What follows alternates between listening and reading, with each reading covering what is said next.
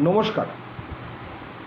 আজকে কয়েকটা কোশ্চেন এসছে আমার কাছে যে টেনেন্ট দোকান বন্ধ রেখে দিয়েছে অনেকদিন ধরে, তাহলে নোটিশ অফ এভিকশনটা কী করে সার্ভিস করবে।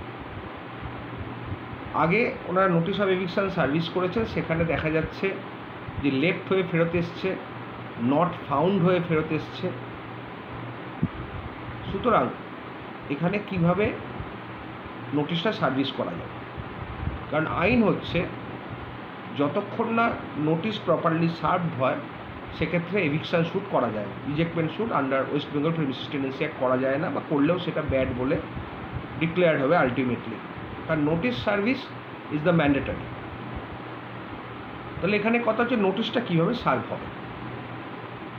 ফার্স্ট অফ অল, নোটিশটা সার্ভিস করতে গেলে আপনাকে যেগুলো করা দরকার, যেদিন আপনি নোটিশটা সার্ভিস করলেন সেম ডেটে আপনাকে খবরের কাগজে একটা অ্যাড দিতে হবে ওই নোটিশটা দিয়ে, এবং ওখানকার দেয়াল বা দরজায়, টেনেন্টেড রুমের দরজায় নোটিশটা সাঁটিয়ে জুম করে আপনার সঙ্গে একটা ছবি তুলবে, যাতে নোটিশটা পরিষ্কার বোঝা যায় এবং আপনাকেও বোঝা যায়।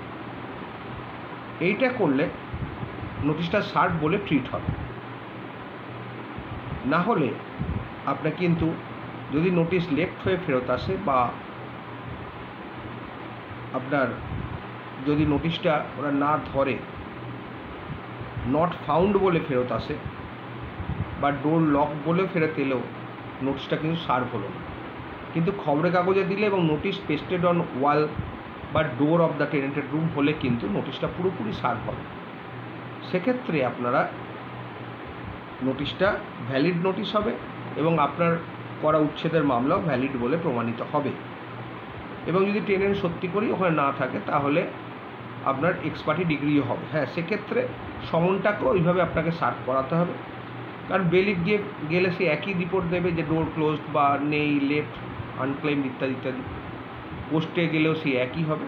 তো সেক্ষেত্রে কী করতে হবে, অর্ডার 5 রুল 20 বলে একটা সংস্থান আছে প্রভিশন, সেখানে আপনাকে নোটিশটা লোডকে জারি করার পারমিশন কোর্টে অ্যাপ্লাই করতে হবে, কোর্ট থেকে দেবে, এবং তারপরে পেপার পাবলিকেশন চাইলেও কোর্টে আপনাকে দরখাস্ত করতে হবে, পেপার পাবলিকেশনে অ্যালাউ করলে পেপার পাবলিকেশন করে সমনটা সার্ভিস হবে।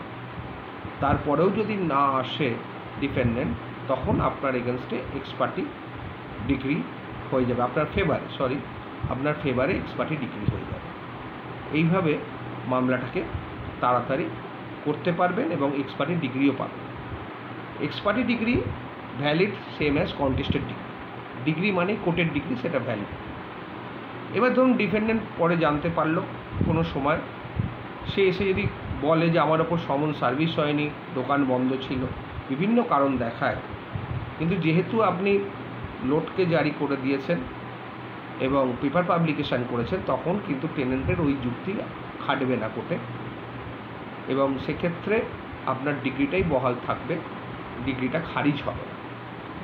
ঠিক আছে, আশা করি আপনাদের বোঝাতে পারলাম। নমস্কার।